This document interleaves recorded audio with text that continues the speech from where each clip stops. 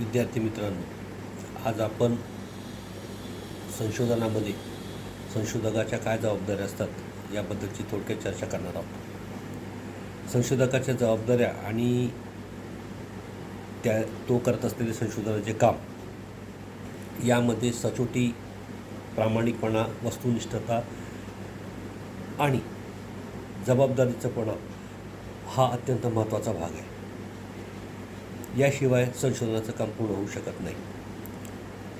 संशोधक जेव्हा एखादं संशोधन करतो तेव्हा त्याच्यामध्ये त्या विषयामध्ये त्याची आवड आणि संशोधनाची सचोटी व आपण करत असलेल्या संशोधनावर वस्तुनिष्ठतेचा प्रभाव असणं अत्यंत महत्त्वाचं आहे. त्याशिवाय संशोधन होऊ शकत नाही. तुमचा जो डाटा असेल तो इम्पिरिकल डाटा असायला पाहिजे. कोणताही प्रकारचा अविश्वासपणा तुमच्या संशोधनावर असू नये किंवा ज्या डॅटाला कोणत्याही प्रकारचा सायंटिफिक बेस नाही अशी तत्त्वे या संशोधनाच्या कार्यामध्ये असू नये. गोपनीय संशोधन असायला पाहिजे. हा एक देखील अत्यंत महत्त्वाचा भाग आहे. क्षमता, सतत शिक्षण व कौशल्य टिकविणे हे संशोधनामध्ये अत्यंत महत्त्वाचे असते. स्वैच्छिक सहभाग हा अत्यंत महत्त्वाचा आहे. जोपर्यंत व्यक्ती हा स्वइच्छेने सहभागी होत नाही तोपर्यंत त्याला संशोधनामध्ये आवड निर्माण होऊ शकत नाही. म्हणून स्वैच्छिक सहभाग असणं अत्यंत महत्त्वाचं आहे.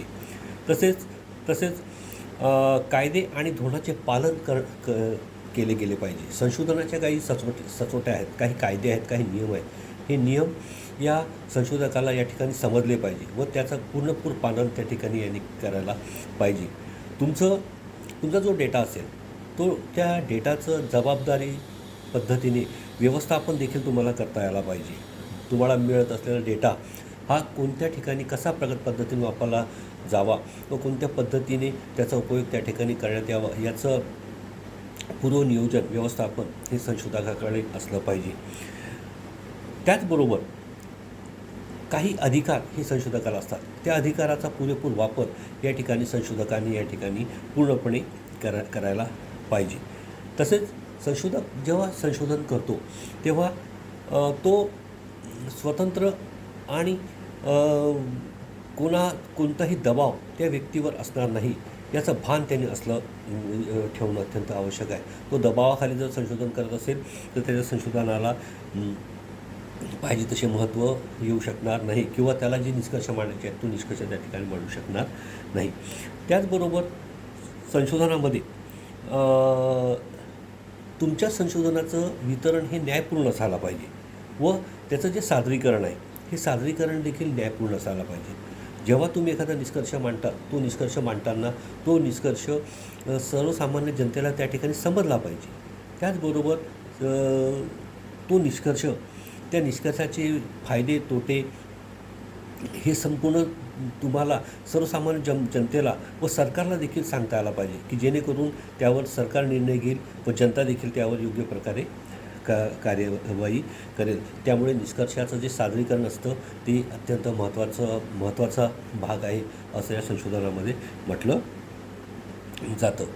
संशोधन हे सत्यावर आधारित असलं पाहिजे आणि सत्यावर आधारित असलेलं संशोधन हे कधीही राष्ट्राच्या विकासाला फार मोठा हातभार लावत असतो. तुमचं संशोधन हे कशावर आहे, कोणासाठी आहे, त्याचबरोबर या सर्वसामान्य गोष्टीला महत्त्व नसतं. परंतु तुमच्या संशोधनातून निघालेला निष्कर्षातून समाजाला काय फायदा होतो, राष्ट्राला काय फायदा होतो हा उद्देश या ठिकाणी संशोधकाने मनसोक्तपणे या ठिकाणी ठेवायला पाहिजे. आणि हे जर तो व्यवस्थित करत असेल तर तुमचं संशोधन हे यशस्वीरित्या पूर्ण झालेलं आहे असं या ठिकाणी म्हटलं जातं. त्याचबरोबर बौद्धिक संपदा असते. काही बौद्धिक संपदा अधिनियम असतात किंवा बौद्धिक संपदा याचं पालन तुम्हाला त्या ठिकाणी करता यायला पाहिजे. काही धोरणे असतात, त्या धोरणचा उपयोग त्या ठिकाणी तुम्हाला करता यायला पाहिजे. रिसर्च मेथोडॉलॉजी तुम्ही कोणती वापरलेली आहे त्याचं योग्य प्रकारे सादरीकरण तुम्ही त्या ठिकाणी करायला पाहिजे.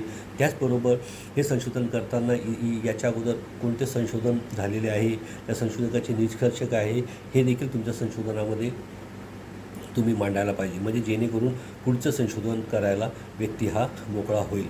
म्हणून संशोधकाने या गोष्टीकडे जातीने लक्ष द्यायला पाहिजे की आपलं संशोधन हे इम्पिरिकल असायला पाहिजे, डाटा तुमचा इम्पिरिकल असायला पाहिजे. म्हणून संशोधकाची रिस्पॉन्सिबिलिटी ही फार महत्त्वाची असते.